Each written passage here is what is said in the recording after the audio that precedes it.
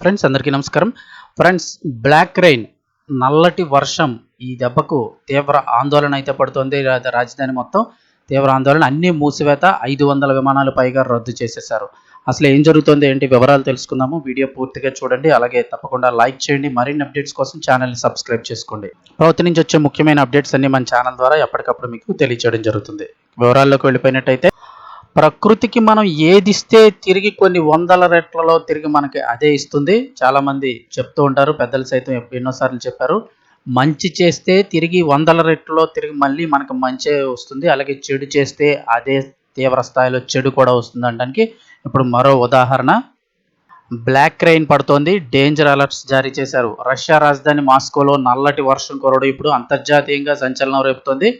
పరిస్థితి ఎంత ఇబ్బందికరంగా ఉందంటే హై అలర్ట్ జారీ చేశారు. రష్యా రాజధాని మాస్కోలో నల్లటి వర్షం కురవడం సంచలనం రేపింది.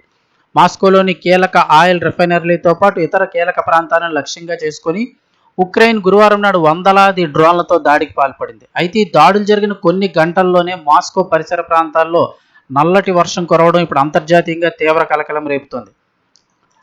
ఉక్రెయిన్ వైమానిక దాడుల తర్వాత కురుస్తున్న ఈ వర్షం సాధారణ నీటి వర్షం కాదని, ఇది ఒక రకమైన నల్లటి బూడిదతో కూడిన కలుషిత వర్షం అని స్థానికులు చెప్తున్నారు. బ్లాక్ రెయిన్ కారణంగా ప్రజల్లో తీవ్రమైన తలనొప్పి, శ్వాసకోశ సమస్యలు తలెత్తుతున్నాయి. నగరంలో నివాస భవనాలు, రోడ్లపై ఆపి ఉంచిన వాహనాలపై నల్లటి మచ్చలు దట్టంగా పేరుకుపోతున్నాయి. కాగా ఇటువంటి రసాయన బూడిద వర్షాలు పర్యావరణానికి, మానవాళికి అత్యంత ప్రమాదకరమని స్థానిక వాతావరణ శాఖ స్పష్టం చేసింది. పరిస్థితి తీవ్రత గమనించిన మాస్కో నగర అధికారులు ప్రజలకు పలు కీలక సూచనలు జారీ చేశారు. నల్లటి వర్షం కురుస్తున్నందున ప్రజలెవ్వరూ కూడా ఇళ్ల నుంచి బయటకు రాకూడదని, తలుపులు, కిటికీలు పూర్తిగా మూసి ఉంచాలని ఆదేశించారు. ముఖ్యంగా చిన్నపిల్లలు, వృద్ధులు, ఆస్తమా వంటి ఊపిరితిత్తుల వ్యాధి ఉన్నవారు తక్షణమే సురక్షిత ప్రాంతాలకు వెళ్లాలని ఎమర్జెన్సీ అలర్ట్స్ కూడా జారీ చేశారు. 4 ఎయిర్పోర్ట్లు మూసివేత, 500కు పైగా విమానాలు రద్దు. రష్యాపై జరిగిన అతిపెద్ద డ్రోన్ దాడి కావడంతో మాస్కోలో తీవ్ర ఆందోళన నెలకొంది. భద్రతా కారణాల దృష్ట్యా మాస్కో నగర పరిధిలోని విమానాశ్రయాలన్నింటినీ కూడా అధికారులు తాత్కాలికంగా మూసివేశారు.